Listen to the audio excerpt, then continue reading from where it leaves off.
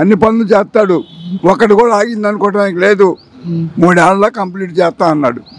జై చంద్రబాబు. అంటే మోడీ గారు వస్తారని అనుకున్నారా నిన్న కార్యక్రమానికి? మోడీ గారు వస్తాడు అనుకున్నాము, బాగా చక్కగా జరుగుతుంది అనుకున్నాము, బాగానే ఇస్తాడు అనుకున్నాం. వచ్చినందుకు బాగానే చేశాడు, అన్ని ఒప్పుకున్నాడు. మన ముగ్గురం కలిపి చేస్తాం అన్నాడు.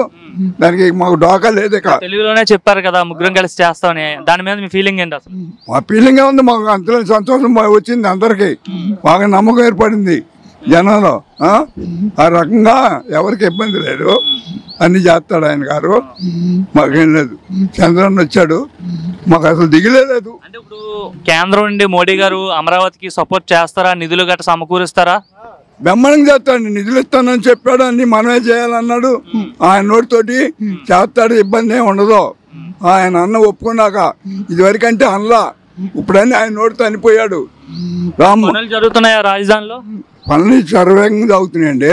చంద్రబాబు గారి ఇల్లు ముంగలైపోవాలి ఒక 6 నెలల్లో. అది బాగా జరుగుతుంది. ఈరోజు పునఃప్రారంభోత్సవానికి నేను వచ్చారు కదా, సో మళ్ళీ అమరావతిని ఓపెన్ చేయడానికి కూడా, రాజధాని ఓపెనింగ్ కూడా వస్తా అంటున్నాడు ఆయన. మళ్ళీ రావాలి ప్రధానమంత్రి గారు, మళ్ళీ ఓపెనింగ్ రావాలి కట్టినాక. ఆయన ఎప్పుడు వదిలిపెట్టాం.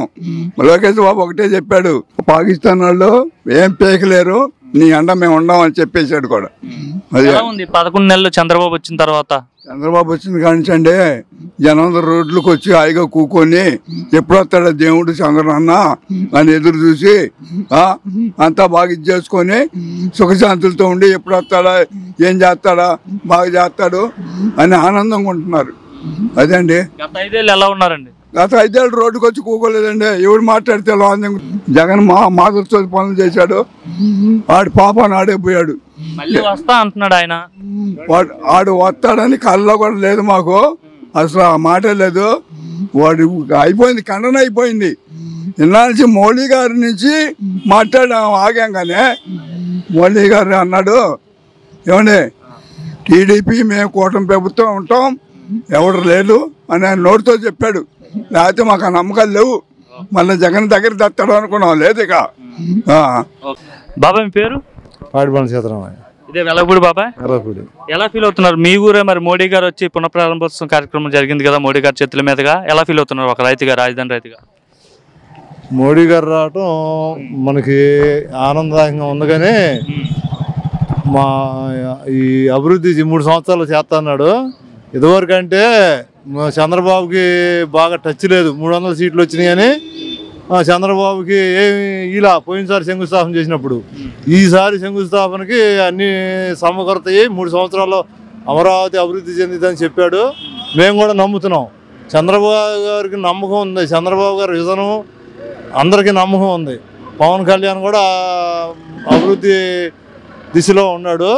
మాకు అభివృద్ధి జరిగిద్దని అనుమానం లేదు. మాకు 3 సంవత్సరాలు అభివృద్ధి చెందిద్ది. కాకపోతే పక్కన 44,000 ఎకరాలు తీసుకోవాలంటున్నాడు. తీసుకోవాల్సిందే. ఇది అభివృద్ధి చేసి అది తీసుకొని అడ్డు పెట్టుకొని విమానాశ్రయానికి 5,000 ఎకరం, మరి రైల్వే జోన్కి 2,500 ఎకరాలు, మరి రైతులు 2,500 ఎకరాలు రైల్వే జోన్కి పోతే లాస్ పోతారు. అంటే క్లియర్గా చెప్పండి. అంటే గతంలో కూడా మోడీ గారు వచ్చారు ప్రారంభోత్సవానికి, నిన్న వచ్చారు. సో 2 సభల్లో ఆయన మాట్లాడిన మాటలకి ఏమైనా వేరే చూసారా, తేడా చూసారా గతానికి ఇప్పటికి? బాగా తేడా ఉంది. అంత ముందర మట్టి నీరు తెచ్చి ఏమీ అనలా. అసలు జగన్ టైంలో అయితే మోడీ సపోర్ట్ జగన్కే ఉంది. కాకపోతే 5 సంవత్సరాలు ఎందుకు మాట్లాడాలా మోడీ గారు? అమరావతి అని తెలుసుగా, శంకుస్థాపన చేసింది అమరావతి మోడీ గారేగా. మరి ఎందుకు తెలియదు? 5 సంవత్సరాలు నాశనం చేస్తుంటే ఎందుకు కూర్చున్నాడు? ఎవరితో పని లేదు కాబట్టి 151 సీట్లు జగన్కి వచ్చినాయి. 21 ఎంపీ, 22 ఎంపీ సీట్లు మరి జగన్కి వస్తానా ఏదంటే అది చేశాడు. 3 రాజధానులు అన్నా కానీ మాట్లాడలా. ఇప్పుడు 164 సీట్లు కూటమి ప్రభుత్వం, బీజేపీ కూడా ఉంది.